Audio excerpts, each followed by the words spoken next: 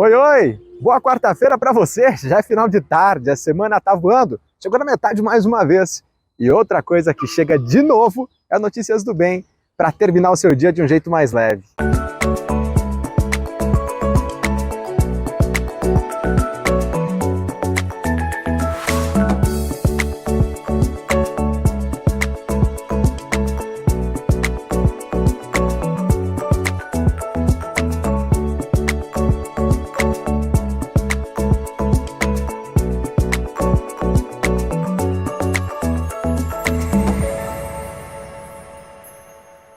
Notícias do Bem. Oferecimento Cressol Cooperativa de Crédito. Sol, acende a luz. Eu só ouço falar sobre esse tal cooperativismo. Sim. Diz que quem coopera se torna dono do negócio. Sim. Eu posso investir e ainda ajudar a economia local. Simples. O resultado é dividido entre todos. Dá pra acreditar? Simples. Eu posso ter crédito e solução pra tudo. E não é um banco. Sim. Mas será que vale a pena? Sim, é simples. A Cressol tem tudo isso. Lá, ganhar é para todos. Se eu quiser cooperar? É simples. Vem junto. Cressol. O ser humano está sempre buscando alguma maneira de se conectar com a natureza. Até porque nesse mundo hiperveloz em que a gente está coberto de novidades tecnológicas, essa situação tem se tornado cada vez mais difícil. Mas como fazê-lo em meio à cidade grande? Essa pergunta foi respondida por moradores de Curitiba, que encontraram uma alternativa.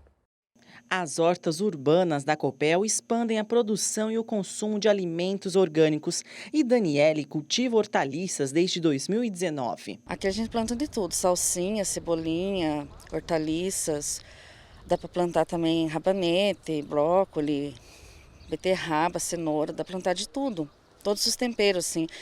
E também ali na parte da frente tem a horta comunitária, né, que é mais de tempero, daí todos podem pegar. E a gente também vende, doa, é para o consumo próprio. O programa Cultivar Energia da Copel já conta com 377 horticultores em todo o estado, uma produção aproximada de 33 toneladas de frutas, verduras e legumes orgânicos mensalmente.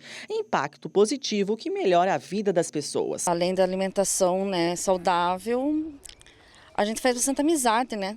E é muito bom estar aqui na horta, a gente faz muitas amizades e consegue ter uma alimentação saudável. O programa Cultivar Energia da Copel já soma mais de 40 mil metros quadrados destinados à plantação de hortaliças e legumes. Ao todo, são 11 hortas comunitárias em pleno funcionamento em todo o estado do Paraná. Em média, cada uma produz 3,3 toneladas de alimentos ao mês. E aqui na região do Uberaba, 86 famílias são beneficiadas com a produção de alimentos orgânicos. Não tem explicação, né? Porque o povo que compra também diz é outro gosto, né? Porque não tem nada de veneno, é a terra e só. A gente não consegue usar tudo que a gente planta, então a gente doa aqui para a creche, eu principalmente dou para os vizinhos, para quem passa na rua, se quer, tá sobrando eu dou, nada de ficar velho e perder, né? Para usar as áreas sobre as linhas de transmissão, as hortas comunitárias seguem critérios técnicos definidos pela Copel. Nós organizamos de modo a garantir o cercamento, né? As faixas de segurança são áreas de risco, né, para moradias, atividades econômicas, né, estacionamento, por exemplo. Então existem restrições. Então com as hortas comunitárias nós realizamos um uso controlado dessas áreas. Ou seja, a gente consegue, né, garantir com que as pessoas usem esse espaço com segurança.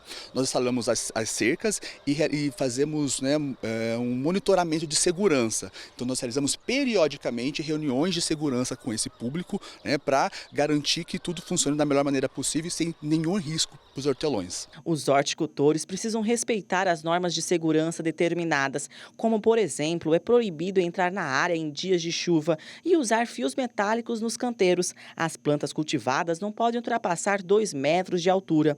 As hortas são monitoradas pela empresa para garantir o pleno funcionamento e avaliação dos resultados. A gente costuma dizer que nós fazemos um uso controlado da faixa de segurança, né? Então a comunidade se mobiliza e procura, né, um poder público.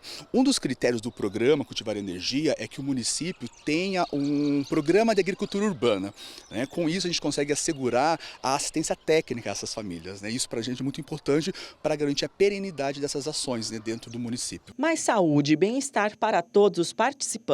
Hoje nós temos uma média de torno de 3,3 toneladas de alimentos por mês aí nas nossas hortas. São hortas grandes, significativas, né, com uma produção bastante robusta. O maior impacto, na verdade, do programa, né, na vida das pessoas, sem dúvida, é a questão da segurança alimentar e nutricional, né, acesso a um alimento saudável, a possibilidade de comercializar o excedente, mas nós percebemos com o nosso monitoramento um outro impacto, que é a doação, né? Então há um processo de doação muito forte dessas famílias, né? Então elas doam muito alimento. Então a gente tem de fato, né, aonde a horta está localizada, um processo de doação. Isso para a gente é bastante significativo, né, frente aí ao contexto que a gente vive, por exemplo, um contexto de insegurança alimentar e nutricional. E não é porque é clima de Natal que a gente vai quebrar a tradição do programa. Você que gosta da nossa mensagem de encerramento, já pode se preparar, porque chegou a vez de refletir um pouquinho sobre a vida aqui no Notícias do Bem. Um dos grandes pensadores que existiu antes de existir a Alemanha, tal como ela é, porque a Alemanha só teve a sua unificação no final do século XIX, mas que seria então alemão no sentido de hoje, ou germânico, para usar um termo, né, mais ampliado, é Goethe. Um homem capaz, entre outras coisas, de fazer literatura de altíssimo nível. Ele tem um poema que ele publicou no final do século XVIII, chamado O Aprendiz de Feiticeiro, que foi utilizado pelo Walt Disney num dos seus filmes mais famosos, que é um desenho cujo título é Fantasia. Aliás, no desenho do Walt Disney, quem faz o aprendiz do feiticeiro é Mickey, a personagem Mickey. E o poema do Goethe é um alerta imenso para o mundo tecnológico, não no que ele tem de fabuloso, mas o que ele tem de cabuloso ou de nebuloso.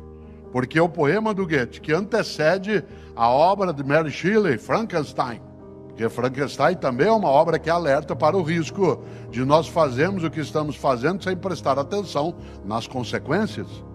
No momento que a ciência tem os seus limites, a religião tem seus limites, a arte encontra seus limites, a filosofia, aquela tia velha que vive trancada no quarto lá no fundo, é chamada para vir até a frente para dizer e aí a gente palpita. Tanto que em 2020 vocês viram muitas e muitos de nós da área de filosofia dando entrevista, opinando.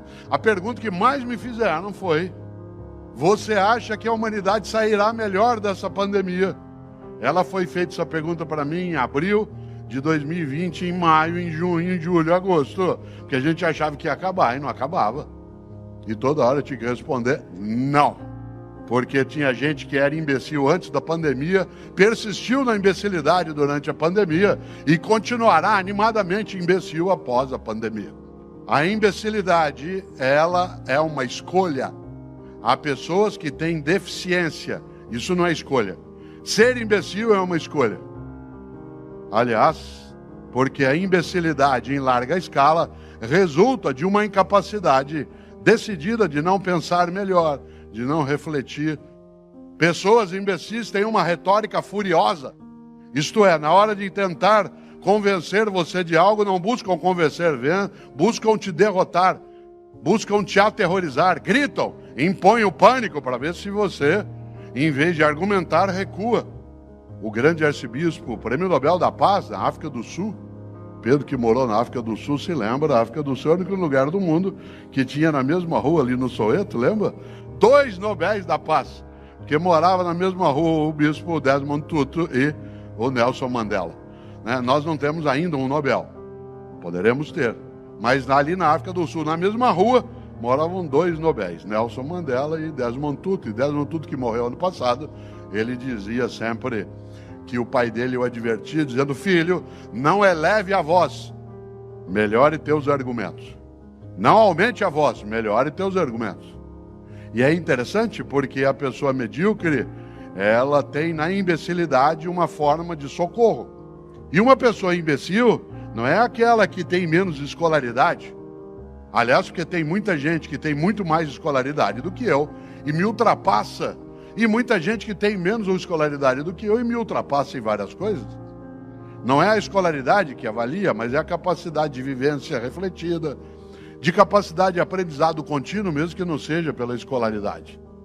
Você conhece gente que não tem, às vezes, a tua formação escolar. Eu, por exemplo, tenho doutorado. Eu conheço dezenas de pessoas que são muito melhores do que eu.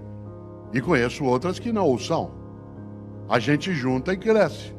Vocês se lembram que o nome Frankenstein não é o nome da criatura, é o nome do cientista. A criatura não tinha nome, ela era chamada de criatura. Quando Mary Shelley criou a história de Frankenstein, ela criou uma grande alegoria sobre o risco de nós não termos controle sobre aquilo que temos para o nosso uso.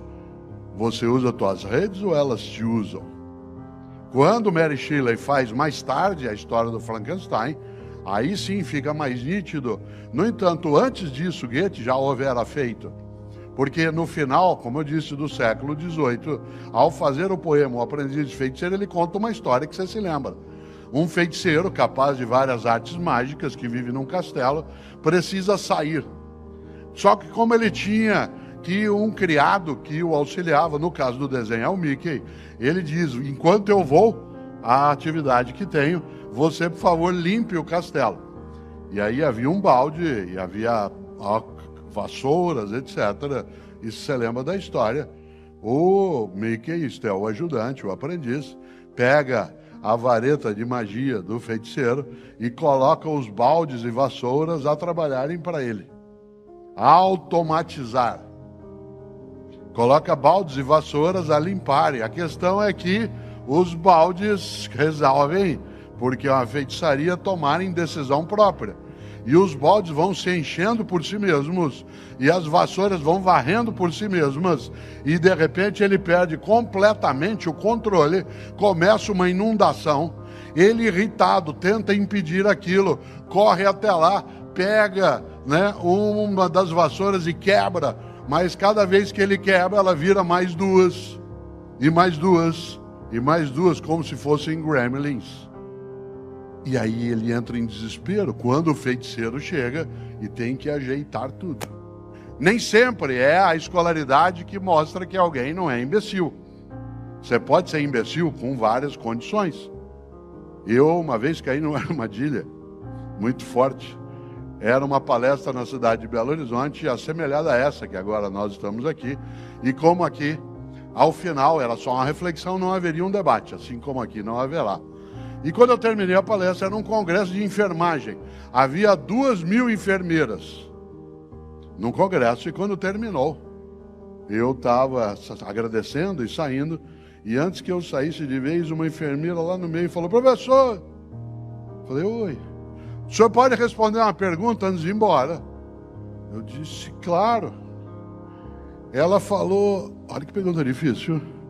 Ela falou, o que o senhor quer que fale do senhor no teu velório? Difícil. Eu, filosofia, fiz uma volta, comecei a falar de Platão, Aristóteles, Heráclito, Parmênides, Zenão, Anaxímenes, Anaxágoras. Falei, eu vou pegar essa enfermeira, ela vai ver, ela ter me provocado. Fui dando uma volta, depois de uns 8 minutos eu virei para ela e falei assim, e você? O que você quer que fale de você no teu velório? Ela disse, eu quero que fale assim, nossa, ela está mexendo. Você já imaginou? Que sabedoria, que força de inteligência. Por isso a imbecilidade, ela é uma escolha protetiva.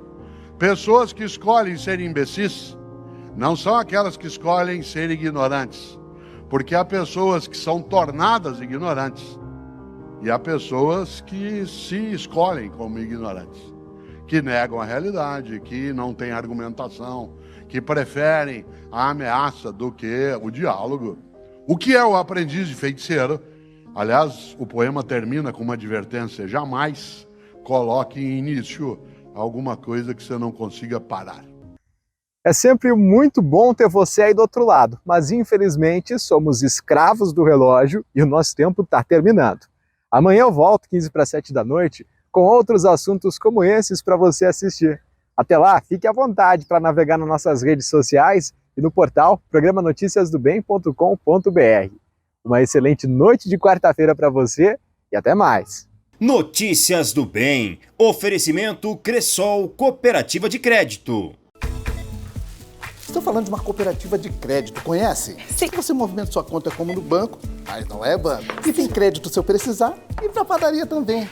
E que o resultado é dividido entre todos. e você pode investir com segurança. Sim, é simples. A Cressol tem tudo isso. Lá, ganhar é para todos. E se eu quiser cooperar? É simples. Vem junto! Cressol.